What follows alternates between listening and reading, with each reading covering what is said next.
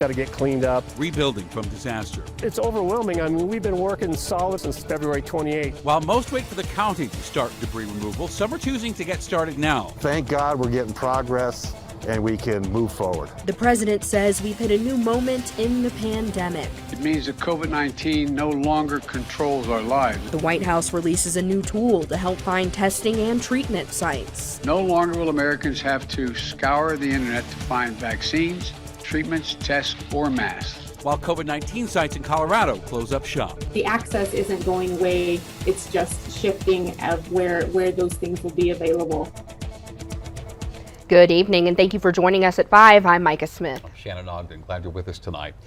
It has been exactly 3 months now since the Marshall Fire, and neighborhoods burned in Superior and Louisville and unincorporated Boulder County still sit with tons of debris. But finally, the company contracted to begin the public debris removal process has started assessing the area. Denver 7's Colette Bordelon joins us live now in Louisville. And Colette, some families have decided they are just tired of waiting, so they're going to start this cleanup process privately.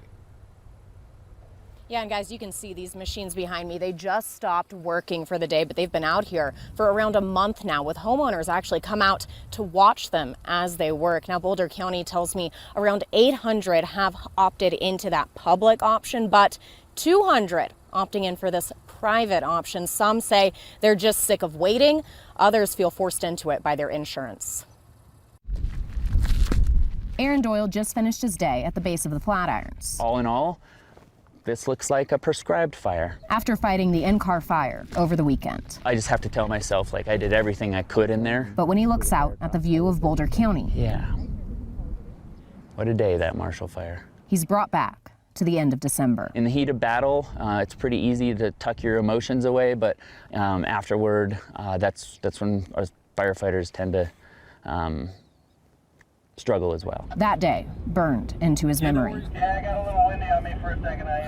Recovering, I guess, is where I would say I am now. Where grass is starting to grow in neighborhoods forever scarred. It's been a nightmare trying to figure out how to make forward progress. Timothy LaFoley had been waiting since the first step to that forward progress is removing tons of debris. We're working on it. We'll get back to you. But he couldn't wait any longer because of insurance reasons and decided to take on the cleanup process privately. I've been out here for 2 days watching the dance of the machinery, doing pirouettes on the edges of the craters where your house used to be. They're tired of looking at the burned out house. You know, it's just emotionally devastating for them. Kyle Baber, who's clearing the lots. You know, every day, like I picked up 4 today, new ones.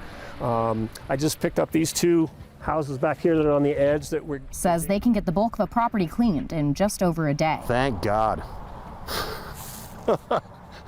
Thank God we're getting progress and we can move forward. While it's satisfying to watch the work, it's hard to see the memories cleared. We lost my daughter, Ashlyn, back in February of 2021.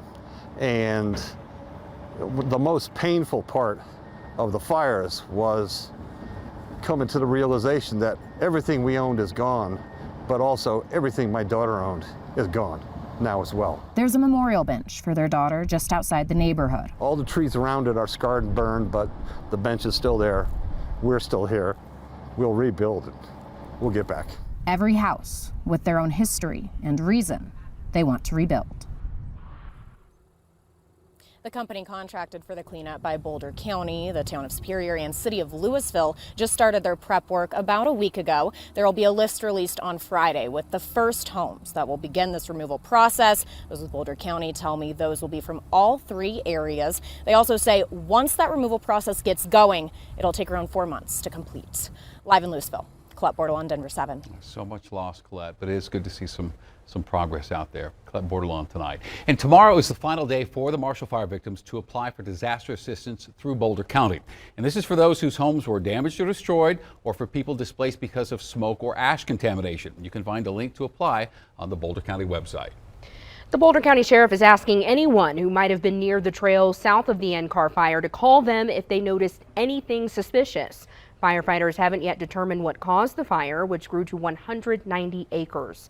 At last update, it was 90% contained, and crews were focusing on putting out hotspots. And with the NCAR fire as well as the Marshall Fire in mind, today Congressman Joe Neguse spoke on the U.S. House floor pushing for action on his Wildfire Recovery Act. Congressman Neguse told us today that Colorado serves as an example that so many communities are under year-round threats from possible wildfires. We have fire years. This is not a seasonal priority for me, right? It's a year-round priority. It is at the top of our list when it comes to our legislative portfolio. And it's not just about my communities. At the end of the day, what happened in Louisville, what happened in Superior, could just as easily happen in Arvada, in Golden, in Morrison, in Highlands Ranch, across the Front Range, north and south. The Wildfire Recovery Act has been introduced and is waiting for action on the House floor.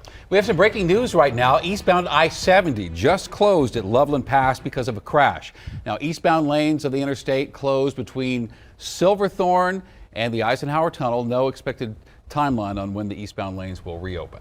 Also breaking, we're learning that Will Smith was asked to leave the Oscar ceremony but refused after slapping Chris Rock on stage. So in a new statement just out from the Academy, they say they have initiated disciplinary proceedings against Will Smith for violating their standards of conduct. Now, he could face suspension, expulsion, or other sanctions from the Academy. Also, the Academy is apologizing to Chris Rock and thanking him for, quote, his resilience in that moment. The Academy will meet in 3 weeks to decide on any disciplinary action for Will Smith. Well, today President Biden spoke with Ukrainian President Volodymyr Zelensky and told him the U.S. will provide another $500 million in direct budgetary aid to his country. And following peace talks between Russia and Ukraine yesterday, the Pentagon confirms it is seeing small numbers of Russian troops moving away from Kyiv, but says troops are not fully withdrawing. And the White House also said today they believe Russian President Vladimir Putin is being misinformed by his own advisor on the war and the performance of the Russian military because his advisors are too afraid to tell him the truth, that the invasion is not going as well as planned. We're now in a new moment in this pandemic. Does not mean that COVID-19 is over. It means that COVID-19 no longer controls our lives. President Biden got his second booster shot today during a press conference, which was just authorized by the CDC for those 50 and older. He also, again, raised concerns about Congress so far declining to extend COVID funding. A senior administration official tells ABC almost 95% of the Americans Rescue Plan funds allocated to fight the coronavirus have been spent.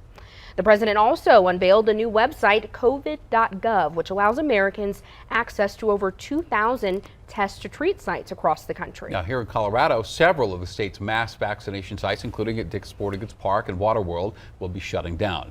Denver 7's Ivan Rodriguez is live. Ivan, you discovered not everybody's thrilled with these closings.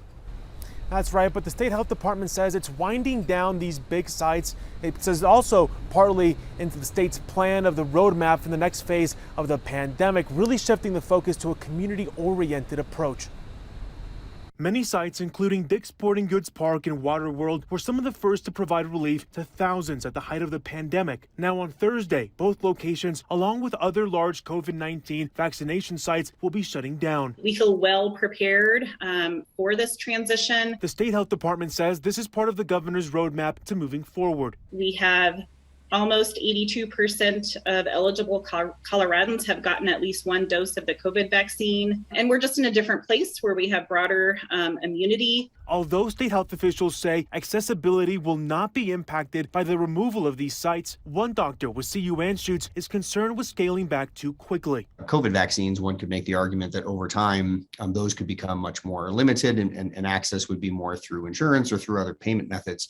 We are definitely not there yet, though. So access and distribution of vaccines is still critical in ensuring that this doesn't come roaring back out of the background. Tri-County Health has many state-run sites in its area and says it has seen a dramatic decrease in people using them. We are seeing just over about 300 individuals being vaccinated per week at these large community sites. So it's been a significant reduction as compared to the thousands we were seeing many months ago. Although the large sites are going away, they're confident access won't. As we continue to move into that more sustainable model, the work is not done, and we know that there's still more to do. And to make sure that it's accessible to our communities, we're looking at other strategies too. We still have access to mobile vaccine clinics where we can go into some of our harder to reach communities. If need be, the state also says it could have all large sites back online in about a month.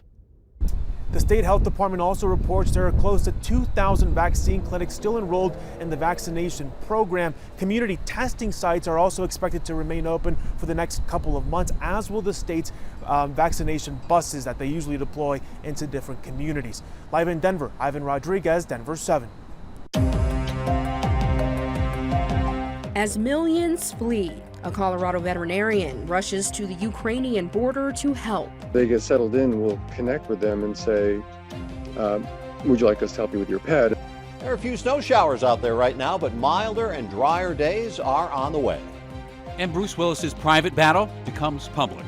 His progression is going to be slow over the course of years. More about the condition that has the star stepping away from acting. Even if they have trouble speaking and understanding, they can still live really high-quality lives.